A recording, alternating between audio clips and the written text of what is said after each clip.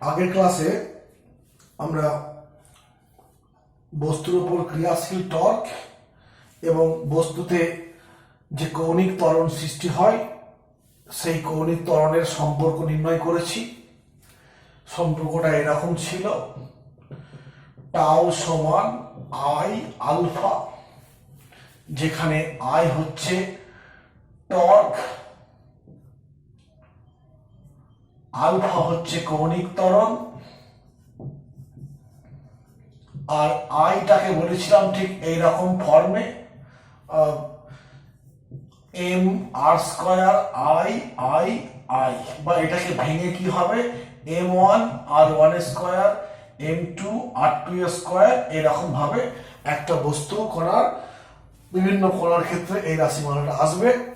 এবং এর নাম দিয়েছি কি জাড্য ভ্রামক বা জড়তা ভ্রামক,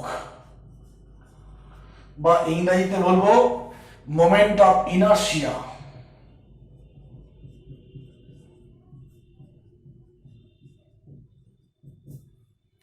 বা সংক্ষেপে এমআই। এবং আরো বলেছিলাম এইটা রৈখিক গতিতে এফ সমান এম এ যেমন সূত্র হয় ঠিক তার সঙ্গে তুল্য, এটা ঘূর্ণন গতিতে আর এইটা রৈখিক গতিতে। এই রাশিগুলোর ঘূর্ণন রূপ হচ্ছে এইগুলো, বলের ঘূর্ণন রূপ টর্ক, এর ঘূর্ণন রূপ আলফা, তাহলে বুঝতে হবে ভরের ঘূর্ণন রূপ আই। এবং এই যে তালমিল পাচ্ছি, এই তালমিলের ভিত্তিতে বলতে পারি রৈখিক গতিতে এম যে ভূমিকা পালন করে আবর্ত গতিতে আই ঠিক সেই ভূমিকা পালন করে। তাই এইভাবে বলতে পারি এম মানে এম এর ঘূর্ণন প্রতিরূপ কি হবে আই, অর্থাৎ ভর, এখানে ভর আর এখানে কি হবে জাড্য ভ্রামক। রৈখিক গতিতে ভর যে ভূমিকা পালন করে আবর্ত গতিতে আই সেই ভূমিকা পালন করবে, বা জাড্য ভ্রামক সেই ভূমিকা পালন করে। এখন মনে প্রশ্ন আসবে যে রৈখিক গতিতে ভরের কাজটা কি। আমরা নিউটনস ল অফ মোশন চ্যাপ্টারে পড়েছি, দেখবে এরকম হয়েছিল যে ভরকে বলা হয় বস্তুর জাড্যের পরিমাপ। জাড্য বস্তুর একটা ধর্ম, জাড্য ধর্ম কি আমরা সবাই জানি, স্থিতিজাড্য, গতিজাড্য, জাড্য কাকে বলা হয় এসব জানি আমরা। সেই জাড্যের পরিমাপ করা হয় কি দিয়ে, এম দিয়ে, এটা আমরা জেনে এসছি, সেটা নিয়ে আলোচনা করে লাভ নেই।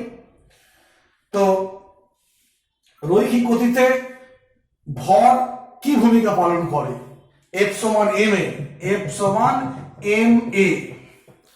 যে বস্তুর ভর বেশি একই বল প্রয়োগ করলে তাতে কম ত্বরণ সৃষ্টি হবে, আর যার ভর কম একই বল প্রয়োগ করলে বেশি ত্বরণ সৃষ্টি হবে।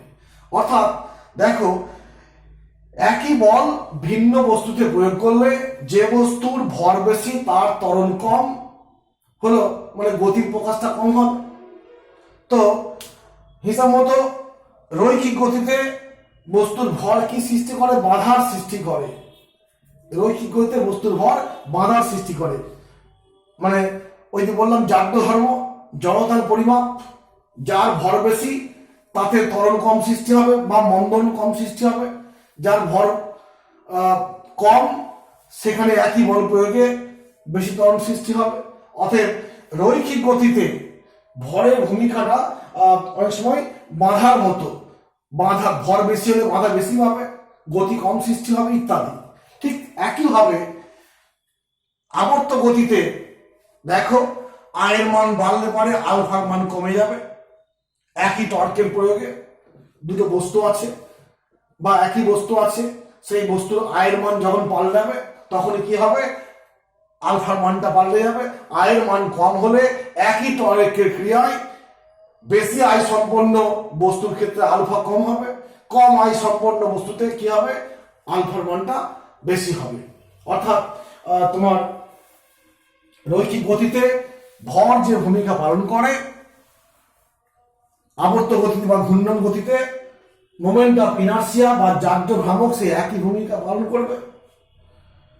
অতএব ভরের কাজটা করছে কে? জাড্য ভ্রামক। ঠিক আছে, এইভাবে আমরা জাড্য ভ্রামককে ভাববো। এখন যেহেতু এম মানে একটা সম্পর্ক চলে এসছে, অতএব এটা একটা রাশি বলতেই পারি আমরা।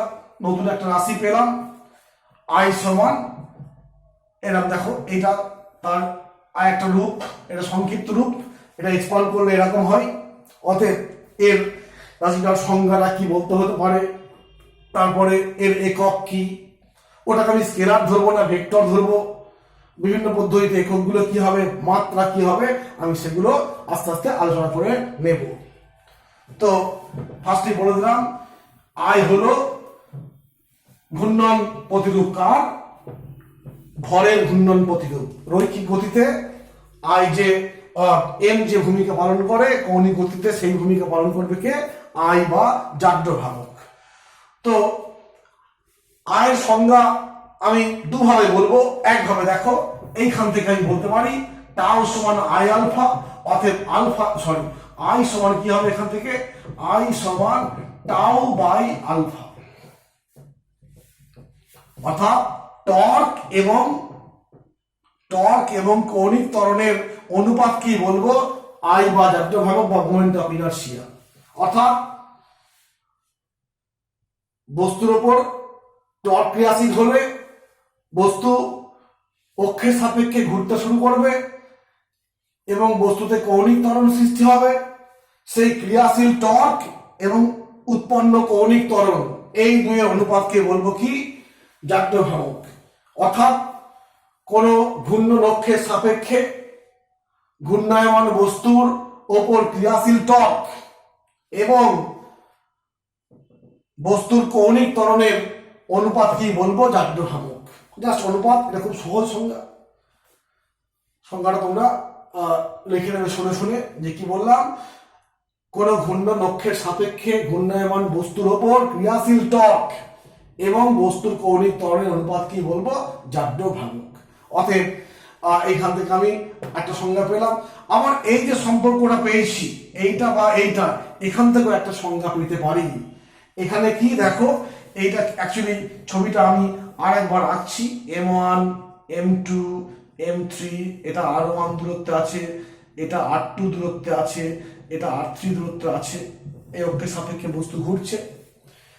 তো এরকম বলবো যে অক্ষের সাপেক্ষে ঘূর্ণায়মান বস্তুর প্রতিটি কণার ভর এবং ঘূর্ণন অক্ষ থেকে দূরত্বের বর্গের গুণফল, ভর আর দূরত্বের বর্গের গুণফল, সেই গুণফলগুলোর যোগফলকে বলবো কি?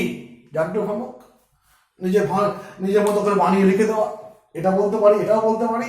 এটা আর দেখো আরো বেশি জিনিসটা আসছে কি না, অক্ষের সাপেক্ষে ঘূর্ণায়মান বস্তুর প্রতিটা কণার ভর এবং ঘূর্ণাক্ষ থেকে লম্ব দূরত্বের বর্গের গুণফল গুলির যোগফল।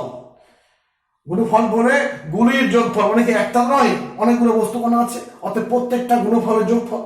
তাই আবার বলছি, শোনো, যে অক্ষ সাপেক্ষে ঘূর্ণায়মান বস্তুর প্রত্যেকটা কণার ভর এবং ঘূর্ণাক্ষ থেকে লম্ব দূরত্বের বর্গের গুণফল গুলির যোগফলকে বলবো জাড্য ভ্রামক।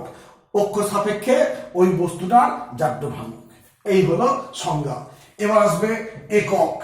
হিসাব মতো আই তো এখান থেকে পাচ্ছি mr স্কয়ার, অতএব এসআই একক কি হবে?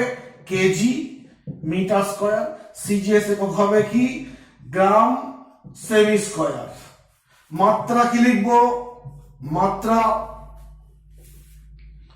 মাত্রা লিখবো, এটা এম এল স্কয়ার, এর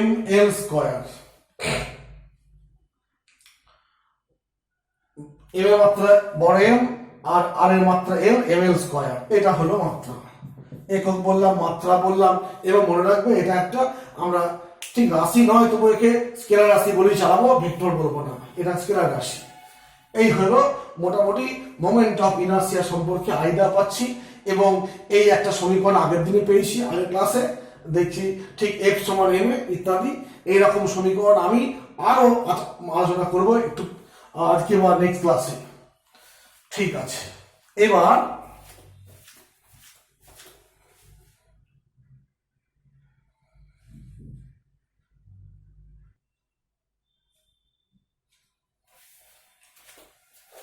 দেখো আমরা আগে বলেছি প্রথম দিকের আলোচনায় আমরা বস্তুকে বস্তু কণা বলতাম, অর্থাৎ সেখানে একটা বড় বস্তুকেও একটা বিন্দু কণার ভেবে যার মধ্যে সমস্ত ভরটা ওই বিন্দুর মধ্যে আবদ্ধ আছে এই ভেবে আমরা কাজ চালাতাম। যখনই বস্তুর কথা বলতাম সে একটা বড় লরি হলেও তাকে বস্তু কণা বলে চালিয়ে দিয়েছি। তো সেই কনসেপ্ট থেকে আমাদের একটা আসবে যে আমরা মনে হয় ওই সেন্টার অফ মাস যখন বলেছিলাম যে অ্যাকচুয়ালি আগে যেখানে আমি বস্তুকে বস্তু কণা ধরতাম, অ্যাকচুয়ালি সেই কণাটা কোথায় আছে এখনকার আলোচনায় বুঝতে পারছি কি সিএম বা সেন্টার অফ মাস যেটাকে বলছি সেটা হচ্ছে ওই বস্তু কণাটা। তো মোমেন্ট অফ ইনার্সিয়া পেলাম আই সমান এম আর স্কয়ার ইত্যাদি এবং m1 r1 এর স্কয়ার m2 r2 এর স্কয়ার প্লাস প্লাস প্লাস। আমি ছবিটা আবার আঁকতে হবে আমাকে, আমি আঁকছি m1 m2 m3 এই দূরত্ব r1, এই দূরত্ব r2, এই দূরত্ব r3। আমি এটা পেয়ে গেছি কি আইটা কি অক্ষ সাপেক্ষে, এই অক্ষ সাপেক্ষে বস্তুর যান্ত্রভ্রামক। এইবার যদি আমি ধরে নিচ্ছি এই বস্তুটার মধ্যে এমন একটা বিন্দু যে বিন্দুতে এই বস্তুটার সমস্ত ভরটা কেন্দ্রীভূত আছে, একত্রিত আছে ধরে নিচ্ছি, অর্থাৎ এই বস্তুটার ভর মানে কত m1 প্লাস m2 প্লাস এরকম এই সব ভরটা কোথায় আছে এইখানে আছে, এইখানটার ভরটা কত না m। তাহলে এখন আমি একে একটা বস্তু কণা বলবো। আই মানে কি m1 r1 square m2 r2 square, অনেকগুলো বস্তু কণা আছে, প্রত্যেকটার ভর ইনটু দূরত্বের বর্গ গুণ করেছি দিয়ে যোগ করেছি। একটা বস্তু হলে কি হবে, একটা বস্তু হলে ধরো এই বিন্দুটার এই বিন্দু ভরটার যান্ত্রভ্রামক কত হবে না এইখান থেকে একটা দূরত্ব নিচ্ছি, দূরত্বটাকে আমি কে বললাম। অতএব m বিন্দু ভরের এমআই মানে কি যান্ত্রভ্রামক কার সাপেক্ষে এই অক্ষের সাপেক্ষে কত হবে m ইন্টু কে স্কয়ার, এই তো মাস ইন্টু অক্ষ থেকে দূরত্বের বর্গ। এখানে অনেকগুলো বস্তু আছে বলে 1 1 2 2 লিখেছি, যদি একটা বিন্দু ভাবি তাহলে বলবো m কে স্কয়ার। তো এটা পেলাম। এইখানে কতখানি ভর আছে না ধরে নিচ্ছি এই যে বস্তুর সমস্ত ভরটা এই বিন্দুতে আছে এবং এই বিন্দুটা অক্ষ থেকে কে দূরে আছে। তাহলে এই যে সংজ্ঞা শিখেছি সেই সংজ্ঞা অনুযায়ী একটা বস্তু কণার এই অক্ষের সাপেক্ষে যান্ত্রভ্রামক কত হবে না m, ওই বস্তু কণাটার ভর কত m, অতএব m ইন্টু দূরত্বের বর্গ। এইটা হলো এই বিন্দু ভরটার অক্ষ সাপেক্ষে যান্ত্রভ্রামক। এখন যদি এই যান্ত্রভ্রামকটা m কে স্কয়ারের মানটা যদি এই মানের সঙ্গে সমান হয়, প্রত্যেকটা কণার মাস ব্যাসার্ধ স্কয়ার গুণ করবো দিয়ে পাবো একভাবে আই পাবো। আবার আমি শুধুমাত্র একটা বিন্দুর জন্য মোমেন্ট অফ ইনার্সিয়া পেয়েছি। এই দুটো অর্থাৎ এই মানটা আর এই মানটা যদি সমান হয়ে যায় এইখান থেকে আমি কে এর একটা মান পেয়ে যাব। কে এর মানটা কত হবে আই বাই এম তার রুট। তখন এই কন্ডিশন ফুলফিল হলে পরে এই কে এর নাম হবে কি চক্র গতির ব্যাসার্ধ। চক্র গতির ব্যাসার্ধ ইংরেজিতে বলবো radius of gyration. Radius of gyration বা চক্রগতির ব্যাসার্ধ, রেডিয়াস অফ জাইরেশন বা চক্রগতির ব্যাসার্ধ। অর্থাৎ এটা কেন জরুরি হয়ে পড়ছে না, এখানে দেখো সব ভরটা সেই বিন্দুতে আছে যে বিন্দুটা অক্ষ থেকে কে দূরে আছে, এবং যদি এইরকম হয়, শুধু থাকা নয়, এরকম হলো আছে, এবং এই বিন্দু ভরটার জাড্য ভ্রামক সম্পূর্ণ বস্তুটার ওই একই অক্ষ সাপেক্ষে জাড্য ভ্রামকের মানে যদি সমান হয়, তখন আমি এই বিন্দু ভরটার যে দূরত্ব, এই দূরত্বটাকে বলবো কি, চক্রগতির ব্যাসার্ধ বা রেডিয়াস অফ জাইরেশন। অর্থাৎ সংজ্ঞা আকারে বলতে গেলে কি বলতে হবে, তুমি এই অনুপাতটার বর্গমূল বলতে পারো, না হলে এরকম বলবো যে ঘূর্ণন অক্ষ সাপেক্ষে একটা বস্তুর সমস্ত ভর যদি একটা বিন্দুতে আবদ্ধ রাখা হয় এবং ওই অক্ষ সাপেক্ষে ওই বিন্দু ভরের জাড্য ভ্রামকের মান সম্পূর্ণ বস্তুটার জাড্য ভ্রামকের সমান হলে পরে ওই বিন্দু ভরটা অক্ষ থেকে যে দূরত্বে আছে সেই দূরত্বকে বলবো চক্রগতির ব্যাসার্ধ বা রেডিয়াস অফ জাইরেশন। তোমরা, আমি আর রিপিট করছি না, তোমরা ভিডিওটা রিওয়াইন্ড করে আবার শুনে নেবে বা বইয়ে পেয়ে যাবে। এই হলো চক্রগতির ব্যাসার্ধ বা রেডিয়াস অফ জাইরেশন। ঠিক আছে, এবং বুঝতে পারছো এখানে তোমার কে কে বলছি রেডিয়াস অফ জাইরেশন, আমরা জাস্ট এটুকুই জেনে রাখবো। বিভিন্ন নিউমেরিক্যাল করার সময় এই সম্পর্কটা, এইটা বা এই কে এর সম্পর্কটা অনেক কাজ দেবে, আমরা মনে রাখবো। ঠিক আছে, মুছে নিই একটু। তাহলে বস্তুতে টর্ক ক্রিয়াশীল হলে পরে বস্তুতে ঘূর্ণন সৃষ্টি হবে, আর সেই ঘূর্ণনের কৌণিক ত্বরণ যদি আলফা হয় তাহলে আমরা পেলাম টাউ সমান আই আলফা। ঠিক যেমন এফ সমান এম এ হলো, এরকম যে সম্পর্ক ছিল ঠিক সেরকমই সম্পর্ক আমি কৌণিক গতিতে বা বৃত্তীয় গতিতে পেলাম। এইবার এবং দেখলাম যে এম এবং আই একই ভূমিকা, এটা রৈখিক ক্ষেত্রে, এটা কৌণিক ক্ষেত্রে বা বৃত্তীয় গতির ক্ষেত্রে। তাহলে যেমন এম ভরের বস্তু, দেখো এম ভরের বস্তু ভি বেগে চললে কাইনেটিক এনার্জি কত হয় sir? Half M V square. এটাকে বাংলায় বলবো রৈখিক গতি শক্তি। গতি শক্তি কত? হাফ এম ভি স্কয়ার, ভর ইন্টু বেগের বর্গ। ঠিক এর সঙ্গে তাল মিলিয়ে আমি কি বলবো না, এইরকম ভাবে যে একটি বস্তু এম ভরের বস্তু ওমেগা কৌণিক বেগে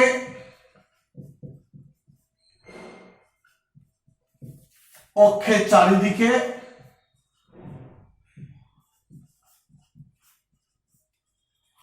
আবর্তন করছে।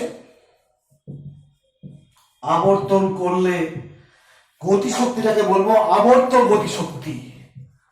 আবর্ত গতি শক্তি। তো আমরা সেই জিনিসটা বার করছি, rotational kinetic energy. Rotational kinetic energy আমরা হেডিংটা করে নিলাম। এইখান দেখি এর সঙ্গে তাল মিলিয়ে বলতে পারি কি না, হাফ ধ্রুবক সংখ্যা, ঠিক যেমন সম্পর্কগুলো আসছে। হাফ রৈখিক গতিতে এম, কৌণিক গতিতে কি হবে আই, রৈখিক গতিতে বেগটাকে ভি দিয়ে, কৌণিক গতিতে বেগ মানে কৌণিক বেগ ওমেগা স্কয়ার। দেখো এরকম লিখতে পারি। আমি প্রমাণ করব, আমি জাস্ট বলতে পারি যে এইটা ছিল, এইটা প্রমাণ করেছি, প্রমাণ হয়ে গেছে কিন্তু। এবং আমরা যে কনক্লুশন এসছি যে ভর এবং আই দুটো গতিতে একই ভূমিকা পালন করছে দুরকম গতিতে, সেই ভিত্তিতে আমি এমটাকে আই বলেছি, ভি কে ওমেগা বলেছি। অতএব এইটা কি আবর্ত গতিশক্তি, রোটেশনাল কাইনেটিক এনার্জি, কেই এটা আমরা এইটা আবার নির্ণয় করব। এটা আমি তাল মানে ট্যালি করে লিখে দিলাম, এইটা আমরা নির্ণয় করব রোটেশনাল কাইনেটিক এনার্জি। ঠিক আগের যে কনসেপ্ট সেই কনসেপ্ট অনুযায়ী শুরু করব, যে একটা বস্তু এম ভরের বস্তু ধরে নিচ্ছি, যে একটি বস্তু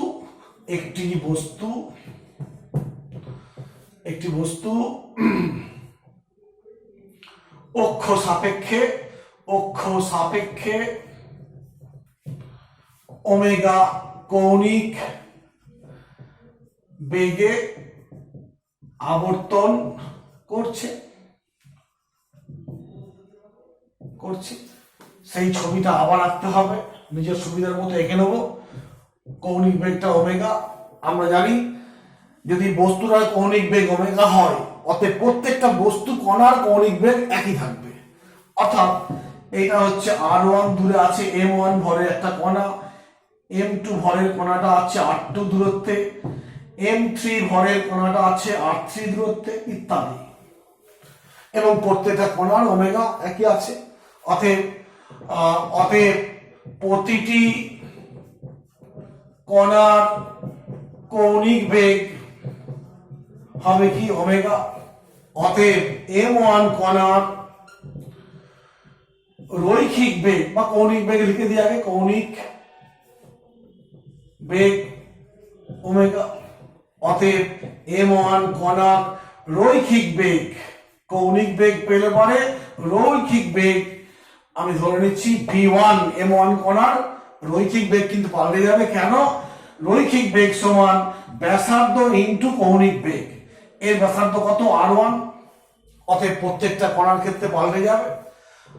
ঠিক আছে, তেমনি m2 অর্থাৎ m1 কণা রৈখিক বেগ পেলাম, রৈখিক m1 কণার রৈখিক গতিশক্তি কত? Half m1 into v1 square, মানে কি হলো? Half m1 into omega square r1 এর স্কয়ার। জাস্ট v1 এর মানটা বসিয়ে ফেললাম। এইভাবে আমার বিভিন্ন বস্তুগুলো আসবে অনুরূপে কি লিখবো? m2 কণার রৈখিক গতিশক্তি কি বলবো? Half m2 omega square r2 এর স্কয়ার। m3 ক্ষেত্রে লিখবো half m3 omega square r3 square ইত্যাদি। তো এখন এখানে তো বস্তুটার নেট কোনো স্মরণ ঘটছে না, অতএব এই যে প্রত্যেকটা বিন্দু সম কণার যে মোট গতিশক্তি, সেই মোট গতিশক্তিটার কি হবে? বস্তুর আবর্ত গতিশক্তি হলো প্রতিটা কণার যে গতিশক্তি, সেই প্রতিটা কণার গতিশক্তির যোগফলগুলো কি হবে? ওই বস্তুটার, এখানে আমরা গতিশক্তি রৈখিক বেগ নিয়েছি, এখানে তো কোনো রৈখিক স্মরণ ঘটছে না, তাই এটা গতিশক্তি বললে হবে। অতএব সমগ্র বস্তুর